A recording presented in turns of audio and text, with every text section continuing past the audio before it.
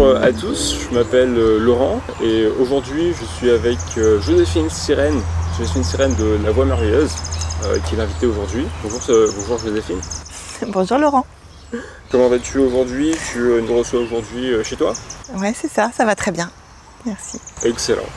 Alors Joséphine, aujourd'hui, comment est-ce que toi tu définis ton rôle, ce que tu fais en fait? Alors le définir aujourd'hui, c'est pas évident. J'accompagne les humains dans plein de domaines différents. L'idée, c'est vraiment que chacun puisse trouver son propre chemin vers lui-même. Ok, très bien. Voilà. On aura l'occasion d'y revenir plus en détail. C'était déjà pour te situer. Parle-nous un petit peu de toi, qui tu es, et allons commencer en fait par ton enfance. Si tu devais nous parler de ton premier souvenir d'enfance, qu'est-ce qui te vient? Tu es où? Avec qui? Qu'est-ce que tu fais? J'ai eu pendant longtemps du mal à me rappeler mon enfance. Et ce qui revient vraiment ces derniers temps, c'est tous les souvenirs pendant lesquels j'étais déjà très très reliée avec ce que j'appelle aujourd'hui la Voix Merveilleuse. C'est-à-dire que j'ai eu une enfance très spirituelle, très intérieure. J'étais beaucoup avec moi, avec les animaux, avec la nature. J'avais des amis, j'avais des copains, des copines, des frères et sœurs aussi, et tout ça. Mais c'est vrai que j'avais beaucoup besoin quand même de me retrouver. J'avais une hypersensibilité aussi, qui créait un rapport aux autres et à la nature particulier. Un souvenir précis qui me revient là, c'est qu'à l'école, j'essayais de protéger les fourmis des enfants qui voulaient les écraser. Et qui me répondaient, mais il y en a plein, on s'en fout. Et moi, je ne comprenais pas cette réponse. J'étais un peu démunie avec ça. Voilà. Où est-ce que tu as grandi? J'ai grandi à Dijon, en Bourgogne. Est-ce que tu avais des frères et sœurs? Parle-moi un petit peu de ton environnement direct, c'est-à-dire ta famille. On a parlé un petit peu de l'école déjà. Oui, j'ai 3 frères et sœurs. Dans l'ordre, un grand frère, une grande sœur et ensuite, après moi, un petit frère. Voilà, donc oui, on a grandi en famille à Dijon avec aussi toujours un toutou à la maison. Toujours un chien. Ouais. Tes parents, ils faisaient quoi? C'était quel genre d'ambiance ou d'éducation à la maison? Je sais pas si je vais parler de tout ça. Pas trop. D'accord. Je peux te dire un petit peu. Survol, on n'est pas obligé de... Ouais. L'ambiance. En fait, l'ambiance à la maison était à la fois très riche en termes d'éducation, d'ouverture culturelle, d'ouverture sur le monde. J'ai eu des parents qui m'ont transmis vraiment une grande ouverture d'esprit et une faculté à questionner les choses et à sortir des sentiers battus. Et en même temps, il y avait beaucoup de conflits à la maison entre mes parents, dont nous étions souvent l'enjeu en tant qu'enfants. Donc en même temps, un quotidien peu apaisé quand même pour moi, enfant. Il y avait beaucoup de disputes, il y avait peu d'espace pour juste être ensemble. Il y avait beaucoup de débats, il fallait avoir raison, il fallait être intelligent, il fallait parler plus fort. Ça, c'est quelque chose qui m'a forgé aussi à ce moment-là, ouais. Souvent, on parle de comment les enfants, c'est un peu des éponges. Du coup, ça, quelque part, ça a nécessairement affecté ta personne et qui tu es aujourd'hui. Un commentaire là-dessus?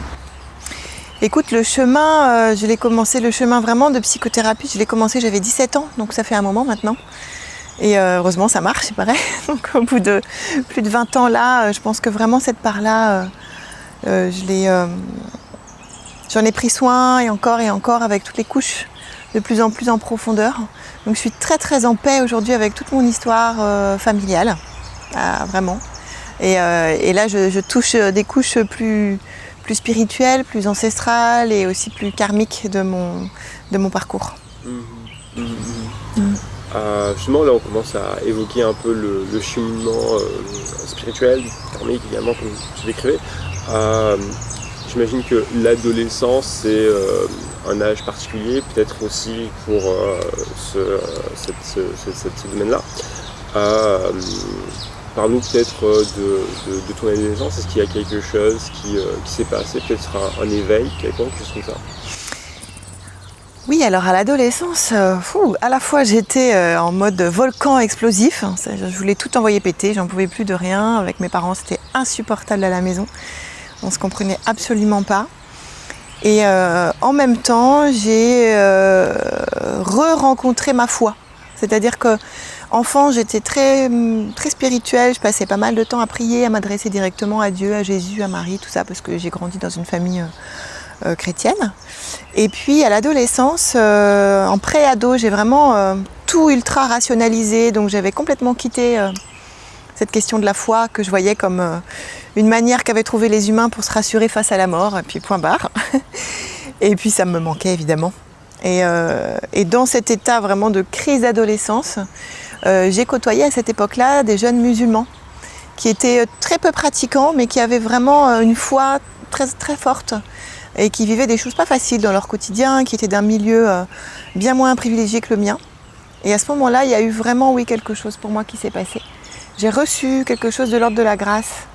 J'ai vraiment senti la présence du divin à ce moment-là. Et comme ça s'est passé à leur contact, ça m'a donné envie d'aller découvrir un peu l'islam. Et je me suis connectée avec l'islam soufi à ce moment-là. Et donc avec les écrits du XIIIe, XIVe siècle.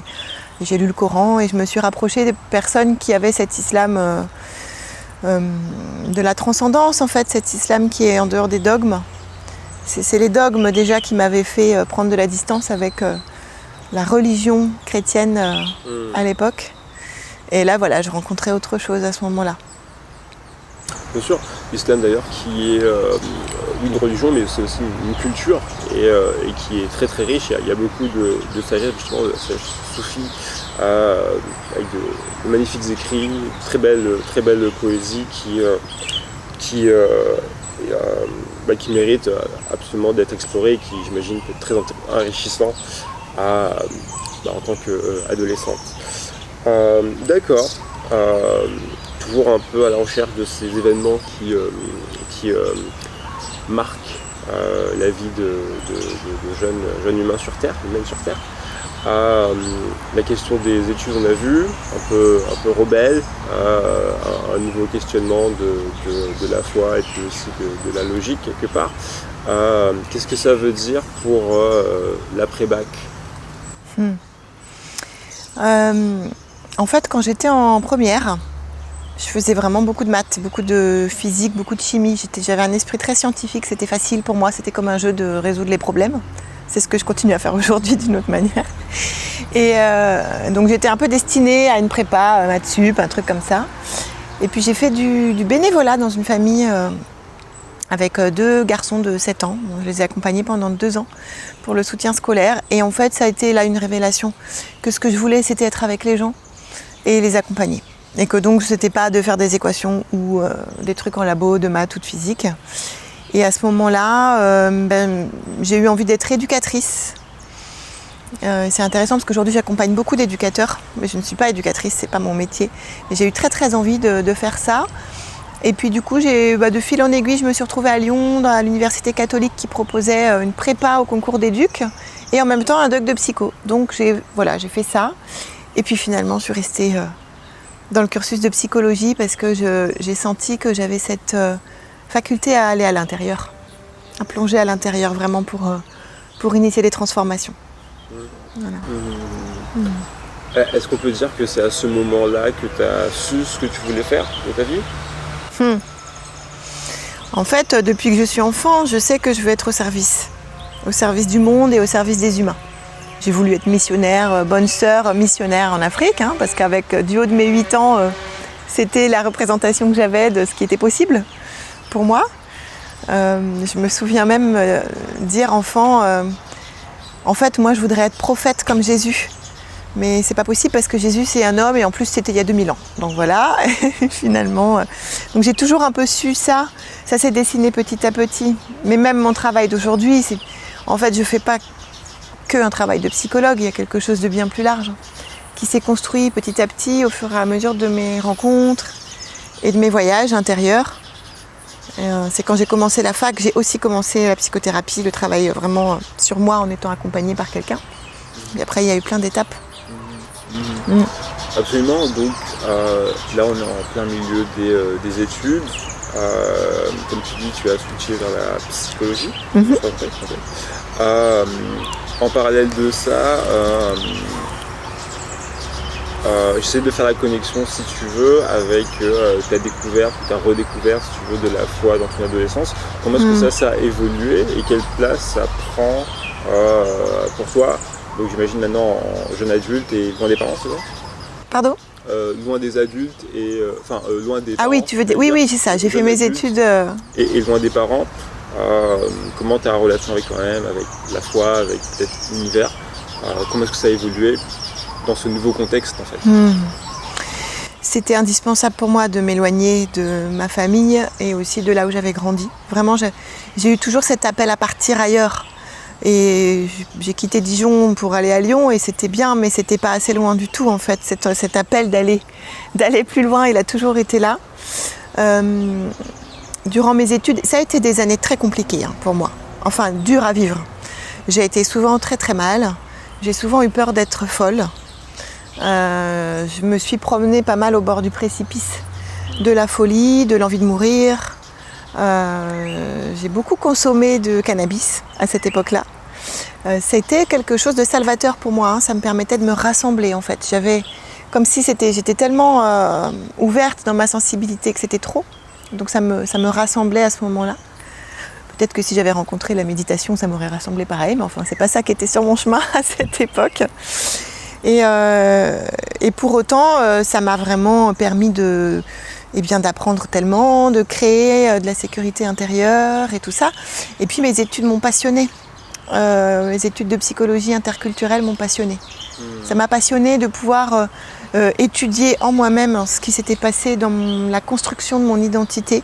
Parce que j'ai vraiment fait un cursus qui parle beaucoup de l'identité, de comment ça se construit. Donc déjà à l'époque... Tu peux nous dire d'ailleurs le nom précis du cursus En fait, j'ai commencé par de la psychologie clinique pendant les 2 premières années et après, ça m'allait plus. C'était très enfermé à Lyon. C'était très... L1, L2, juste pour qu'on ait des... Alors à l'époque, c'était encore le DUG. Mais oui, c'était les 2 premières années. Okay. Et ensuite, en licence à l'époque, donc L3, j'imagine aujourd'hui, on avait plus de choix en fait, de bifurcation. Et moi je me sentais déjà un peu enfermée dans la psychanalyse freudienne là. Je voyais pas bien comment appliquer ça avec les petits jeunes que j'accompagnais dans les cités. Je voyais pas trop. Et du coup je me suis orientée vers la psychologie interculturelle. D'accord. Et là il y a eu des rencontres aussi de professeurs, de manières de voir le monde et tout ça qui me correspondaient vraiment mieux. Et puis j'ai eu un diplôme en psychopathologie du lien social et des relations interculturelles. Donc voilà, c'était vraiment très ouvert sur le monde. Et tu sentais que tu avais justement besoin de cette richesse, ce terrain de jeu un peu pour explorer. Et également, en connexion avec ton expérience, tu disais que tu avais accompagné des gens qui avaient, ce qui avait changé aussi beaucoup ta vie et ta perception des choses. Est-ce que là, tu étais aussi au contact de personnes, tu accompagnais des personnes à ce moment-là? Mais en fait, non, moi à ce moment-là j'étais étudiante, alors je continuais un peu à faire du bénévolat, oui, dans les cités, mais c'est surtout j'avais des amis. En fait, moi mes amis, ils étaient de toutes les couleurs, de toutes les religions. J'ai passé beaucoup de temps à cuisiner avec les Sénégalais au foyer Sonacotra. Enfin, je veux dire, j'étais dans un milieu interculturel dans ma vie personnelle, énormément, et du coup il y avait un gros décalage avec la psychologie clinique telle qu'elle était enseignée. Je trouvais que c'était pas représentatif du monde dans lequel je vivais. Voilà, donc déjà quand j'étais en métropole, en fait, j'étais dans un milieu très interculturel. Et du coup, j'ai toujours cherché l'universel dans l'enseignement. C'est ce qui m'a fait ensuite, je pense, aller vers l'hypnose, vers les accords Toltec, pour rencontrer vraiment ce qu'il y a d'universel. C'est des manières universelles de voir les choses. À cette époque-là, j'imagine que aussi tu lis beaucoup, tu as plusieurs influences, comme tu dis, interculturelles. C'est quoi tes influences majeures? Est-ce que c'est des conférenciers, des livres? Est-ce que c'est des amis? Est-ce que c'est un recueil de poèmes? Qu'est-ce qui te nourrit, j'allais dire, intellectuellement, psychologiquement? Il y a eu des enseignants. Je me rappelle de ce professeur que j'aimais beaucoup, qui s'appelle Mohamed Lahlou, qui était un professeur en psychologie interculturelle qui a vraiment été comme un peu comme un papa. Voilà, quelque chose de très doux et en même temps, ouais, cette présence tranquille que je retrouve dans la culture, en tout cas du Maghreb, que je connais bien et que j'aime. Voilà, il y a eu des personnes, il y a eu les écrits soufis, il y a eu aussi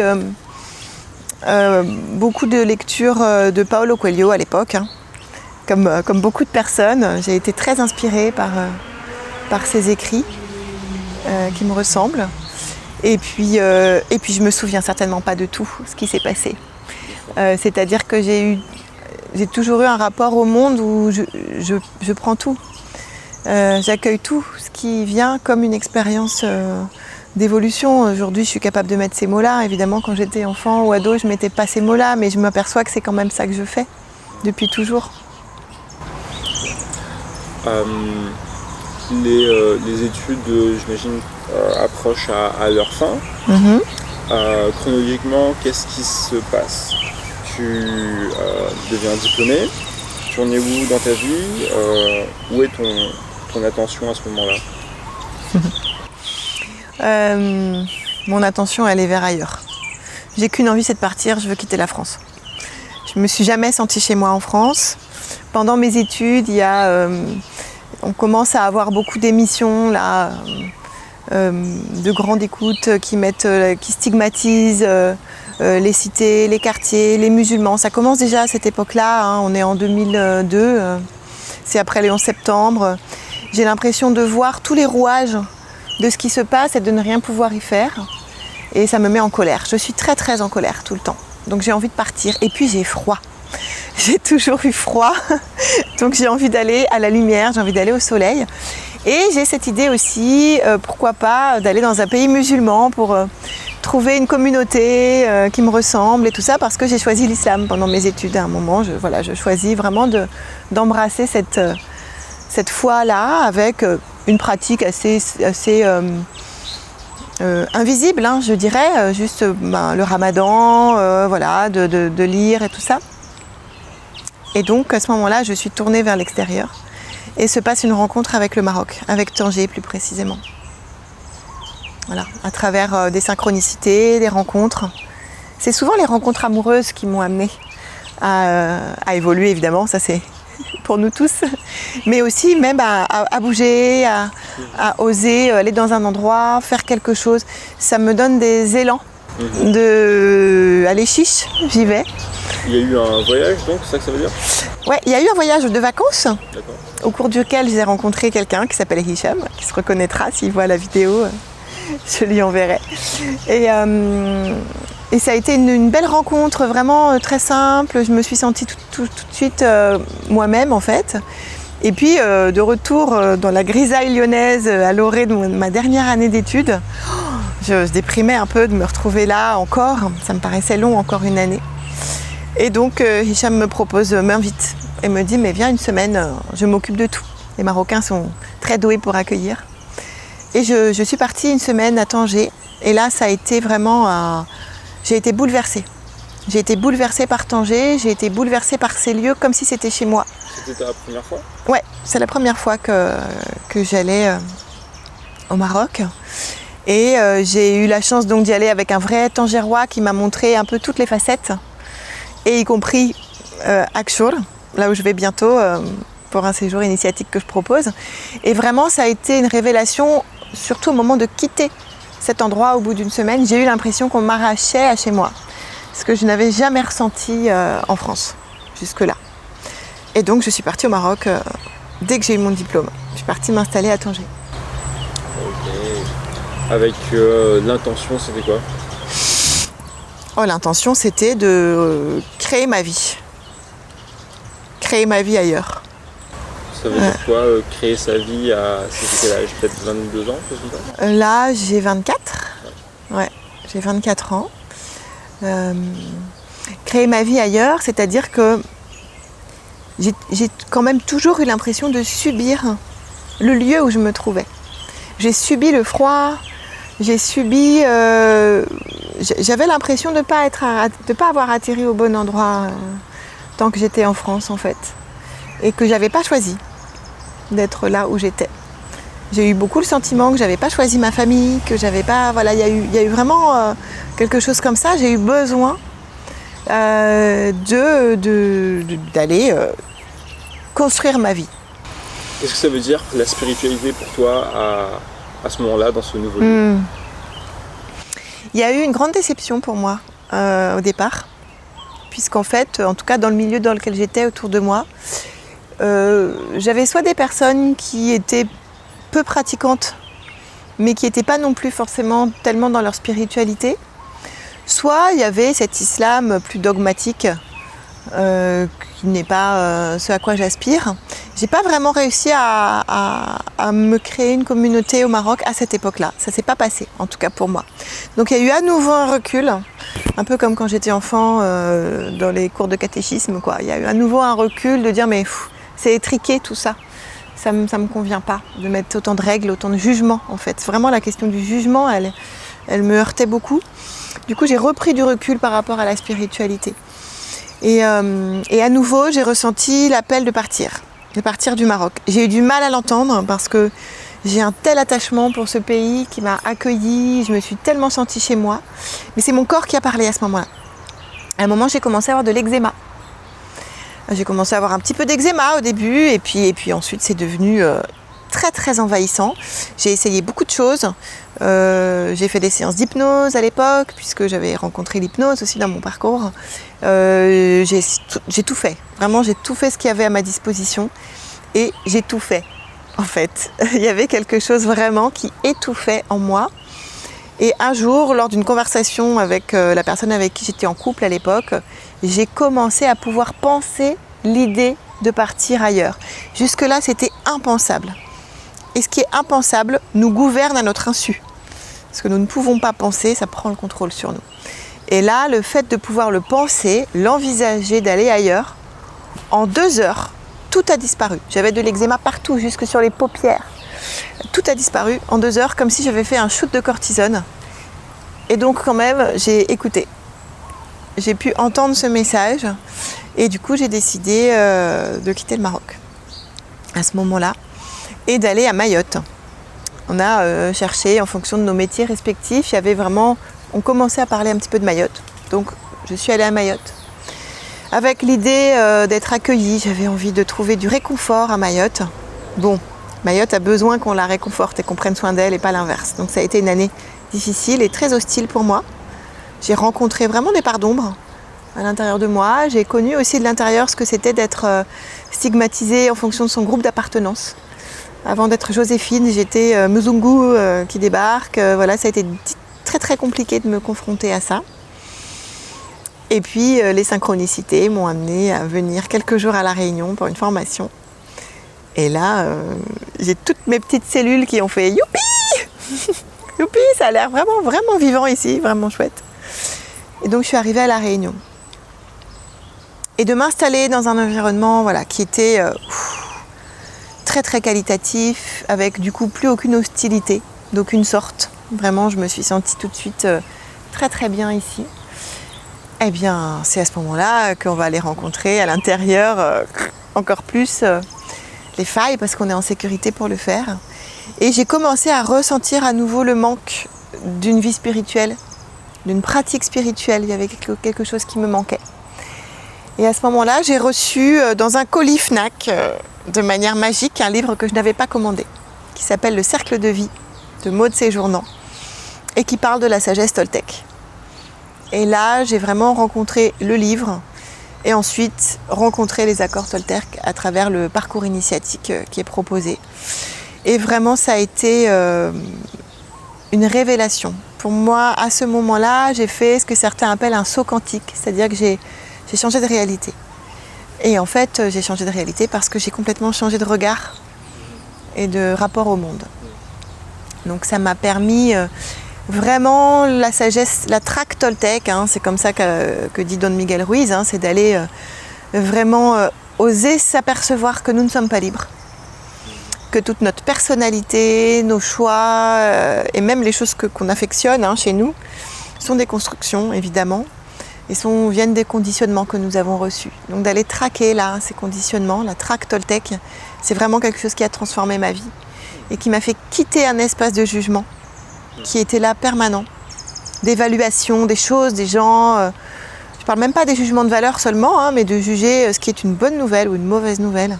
Et ça m'a permis d'entrer vraiment dans un espace d'humilité qui petit à petit m'a fait renouer avec cette part spirituelle que j'avais enfant et m'a fait à nouveau me rapprocher de la sagesse soufie dont je m'étais éloignée. Voilà. Et ça aussi grâce à Mayotte et à mes séjours à Mayotte, avec un islam très, je sais pas comment le dire, teinté d'animisme en fait, qui fait qu'il est, il est plus ouvert, il est moins dogmatique en tout cas avec les personnes que je côtoie à Mayotte. Complètement. Par rapport à ça, donc une nouvelle révolution, j'imagine que ça affecte ton activité. Qu'est-ce que tu fais parce que évidemment tu accompagnes des personnes. Comment tu accompagnes les personnes avant et comment tu les accompagnes à mesure que tu t'enrichis spirituellement? Alors plus ça va et plus j'ose être là avec l'autre, avec tout qui je suis. Vraiment tout qui je suis. Quand j'ai commencé mon activité, j'étais au Maroc, dans une société quand même du paraître. C'est une société où dans la vie professionnelle, en plus en étant jeune, femme, tout ça, il fallait montrer patte blanche. Il fallait avoir l'air un peu sérieux, quoi. Et donc j'ai fait beaucoup ça. Enfiler le costume de psychologue pour aller travailler et puis l'enlever après pour sortir avec les amis, vivre ma vie personnelle et tout ça. C'est très très coûteux de fonctionner comme ça. En tout cas pour moi, ça a été tellement coûteux. Et puis avec quand même toujours cette espèce de... On parle de syndrome de l'imposteur, je pense que c'est aussi lié à ça, en tout cas dans mon histoire, avec cette crainte d'être découverte. C'est-à-dire la crainte qu'on se rende compte en me croisant dans ma vie perso qu'en fait je pouvais être désagréable avec quelqu'un, que je pouvais être chiante, que je pouvais fumer un pétard, enfin j'en sais rien. Et puis de la même manière dans la vie personnelle, d'avoir ce métier-là, de dire je suis psychologue, et puis d'avoir du coup certaines réactions en face. Enfin voilà, je rassemblais pas toutes les parts de moi en fait. J'avais l'impression qu'il fallait que je sois d'une certaine manière dans mon travail. Et puis en fait, petit à petit, la vie, les initiations, et puis les synchronicités, les plus grandes peurs en général, on nous les sert sur un plateau. Donc voilà, de territoires qui sont petits, que ce soit à Tanger ou ici, de vie perso et de vie professionnelle qui se mélangent. Ça m'a beaucoup confrontée à plein de choses, et notamment à pouvoir accepter d'être dans ma vulnérabilité quand je travaille, oser me laisser voir là, comment continuer à mettre du cadre, à être la gardienne de mes relations professionnelles, tout en étant complètement moi dans ma vulnérabilité. Et c'est là que petit à petit, ça m'a permis de rencontrer ma puissance. Je crois que notre puissance, elle est vraiment à l'intérieur de notre plus grande vulnérabilité. Et elle est gardée par des monstres intérieurs, par les parts de nous qu'on n'aime pas, un peu comme la chambre des secrets dans Harry Potter, il y a Touffu quand même à l'entrée. Eh bien oui, ça demande le courage d'aller rencontrer Touffu, de trouver la manière de je ne sais pas s'il faut l'endormir absolument, mais en tout cas la manière de le rencontrer, de le charmer, comment est-ce qu'on peut charmer nos serpents intérieurs pour aller rencontrer les trésors qu'il y a derrière. Et ça s'est fait vraiment petit à petit, et aujourd'hui, je reçois dans ma maison, chez moi. Aujourd'hui, je suis vraiment en mesure d'être Joséphine, et la voix merveilleuse à chaque instant. En tout cas, c'est ça que je propose. La voix merveilleuse, mot-clé très très très très important. On va en parler plus en détail au fur et à mesure. Qu'est-ce que ça veut dire la voix merveilleuse ? Alors c'est quelque chose qui est venu après un séjour à Akchour, donc au Maroc, là où je vais bientôt avec un petit groupe. En fait, c'était un séjour initiatique que j'avais prévu dans cet endroit. C'était pendant la période Covid et j'y suis quand même allée. Avec une seule des personnes qui s'était inscrite, qui a dit « mais moi je sens qu'il faut que je vienne avec toi ». J'ai dit « ok, mais il n'y aura pas de stage, on va vivre ce qu'il y aura à vivre ». Et j'ai reçu dans ce lieu une initiation extraordinaire puisque j'ai été invitée par les lieux et par le gardien des lieux à installer une roue de médecine Toltec là-bas. Donc j'ai vraiment amené la sagesse Toltec, amené dans la matière en tout cas des lieux. Et j'ai reçu vraiment de ce lieu qui est un berceau du soufisme au Maroc. J'ai vraiment reçu une initiation extraordinaire qui en gros me disait tu es déjà guide toi-même, tu n'as besoin de rien d'autre, tout est là, tout est en toi et tu es chez toi, où que tu ailles pour guider les autres. J'ai vraiment reçu une sorte de validation à cet endroit. Et du coup j'ai eu envie de donner un nom à ça. Et la voie merveilleuse, c'est l'idée du chemin, pour moi c'est important. La voie c'est le chemin et on ne peut pas se perdre, il n'y a pas de bon chemin ou de mauvais chemin, on est toujours sur le chemin. À chaque instant on est sur notre chemin, quoi qu'il arrive. C'est vraiment ça important pour moi. Et c'est de s'abandonner au divin, et ça c'est la sagesse des soufis, c'est vraiment de dire ok, l'islam c'est ça, ça veut dire hein, littéralement, c'est s'abandonner à Dieu. Et s'abandonner, alors on a souvent traduit par se soumettre, mais c'est pas se soumettre au sens qu'on y donne en français, c'est s'abandonner, accepter que je ne sais rien et qu'en même temps je suis une particule divine en soi. Donc il y a la voie, l'idée vraiment du chemin, parce que c'est toujours là, ça s'arrête jamais. Et merveilleuse, j'aime mettre du merveilleux. Raconter des contes, mettre des petites lumières magiques qui s'allument la nuit. Je crois que ça parle à nos enfants intérieurs. Je crois que dans toutes les cultures, il y a du merveilleux. Et c'est d'aller aussi à la rencontre de notre enfant intérieur d'une manière qui soit comme une mère qui veille. C'est la mère veilleuse. On a tous en nous une mère veilleuse, ou un père veilleux. Mais on a tous en nous cette sagesse et cette partie de nous qui est capable d'aller se relier avec les arbres, avec les animaux, avec les étoiles, avec le divin sous toutes ses formes, pour se guider nous-mêmes. Je crois que c'est la voie directe qui est la voie la plus puissante.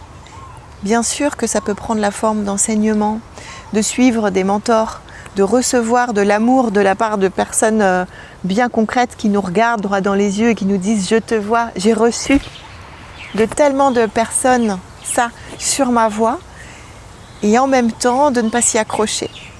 Ce que je reçois là, ça vient s'infuser en moi et ça vient me permettre de rencontrer cette mémoire qu'on vient des étoiles, qu'on est déjà tout et que tout est en nous. Et quand je peux contacter ça, connecter avec ça, alors ça me donne la possibilité de me guider moi-même, d'écouter ma propre guidance, de recevoir les signes de manière juste. C'est ça, la voie merveilleuse. C'est celle que j'emprunte et c'est celle du coup que j'ai envie d'enseigner. Ça a l'air merveilleux en effet, quoi. Mettre de la lumière, bien sûr.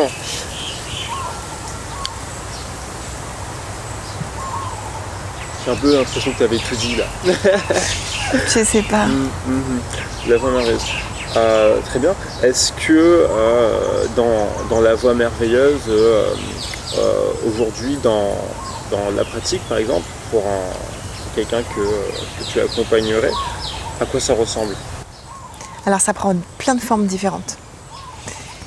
J'ai une pratique qui me tient beaucoup à cœur, qui est très ancrée dans la vraie vie, dans la matière, c'est que j'accompagne beaucoup de travailleurs sociaux et de soignants et de paramédicaux qui œuvrent directement avec des publics en difficulté, que ce soit dans le domaine du handicap, de la protection de l'enfance ou de la solidarité aux demandeurs d'asile, tout ça. Voilà, j'accompagne les professionnels en fait. Je leur offre des espaces en groupe dans lesquels c'est possible d'aborder les questions en fait, comment et dans des milieux difficiles de travail comme ça peut être des questions très pratique sur la posture professionnelle, c'est-à-dire waouh, comment je fais quand là ce gamin, ça fait 50 fois qu'il se passe le même truc et que j'ai envie de lui mettre des baffes.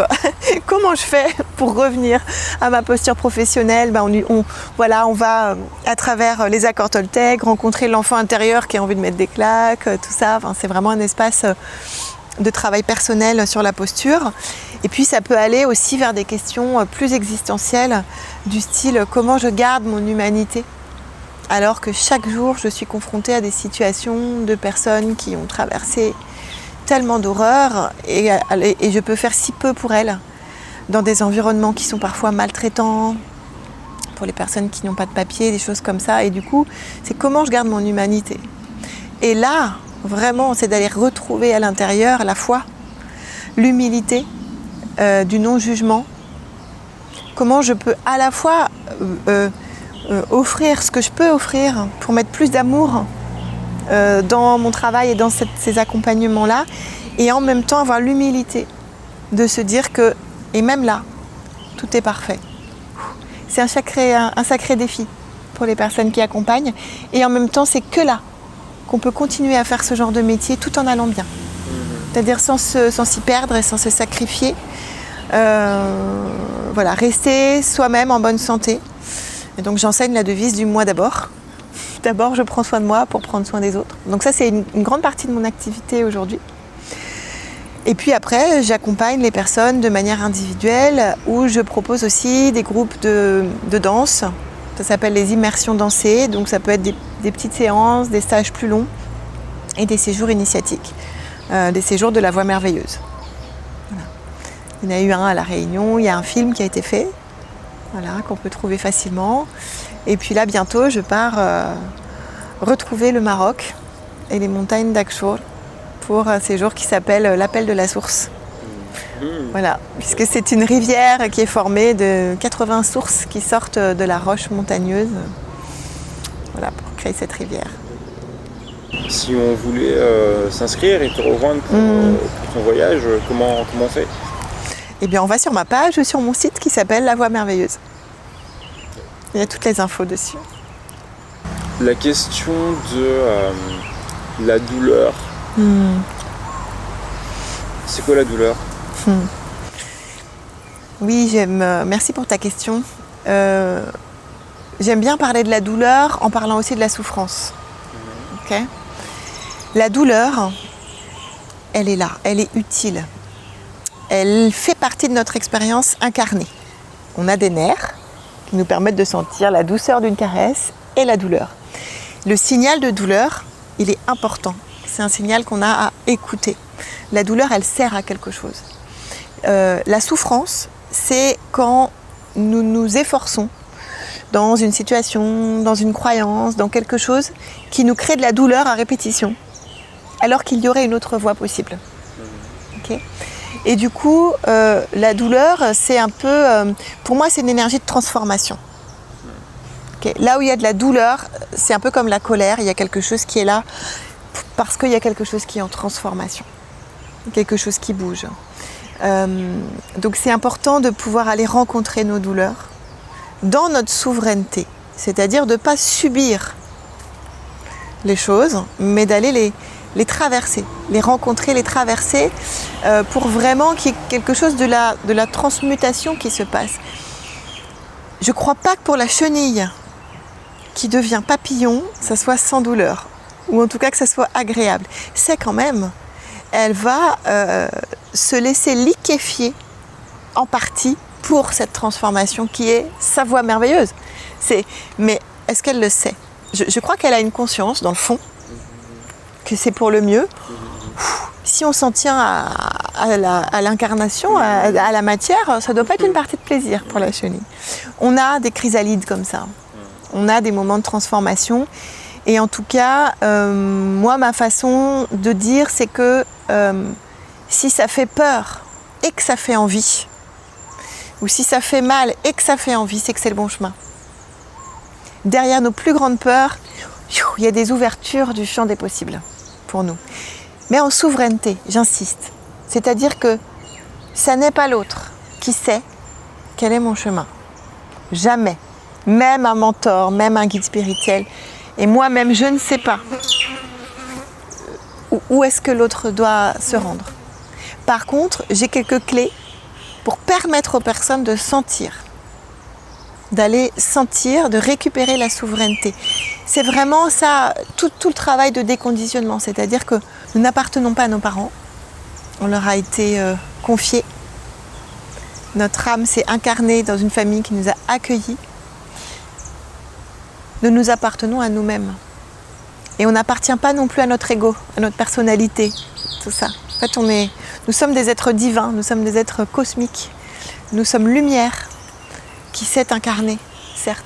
Et du coup, de récupérer cette souveraineté, ça va commencer par apprendre à dire non. Toutes les fois dans nos vies où on est en train, les oiseaux, ils sont contents, ils sont d'accord, où on est en train de dire oui d'accord, oui je vais bien, alors qu'en fait c'est pas vraiment ça. D'apprendre à dire d'abord non, de récupérer notre souveraineté, notre espace, pour pouvoir ensuite dire un vrai oui à notre puissance, à notre chemin. Voilà. Et il y a besoin de beaucoup de douceur pour aller prendre ce chemin de courage. Il y a besoin de prendre soin du petit bébé intérieur, il y a besoin de se sentir en amour avec soi le plus possible d'abord. La voix merveilleuse, un concept magnifique, plein de libération à la clé. Dis-nous une dernière fois où est-ce qu'on peut te retrouver pour travailler avec toi. Et bien sur mon site, lavoixmerveilleuse.com, sur la page Facebook du même nom, il y a les informations, les événements que je propose. Et puis c'est possible aussi de me contacter en direct, les coordonnées sont en ligne.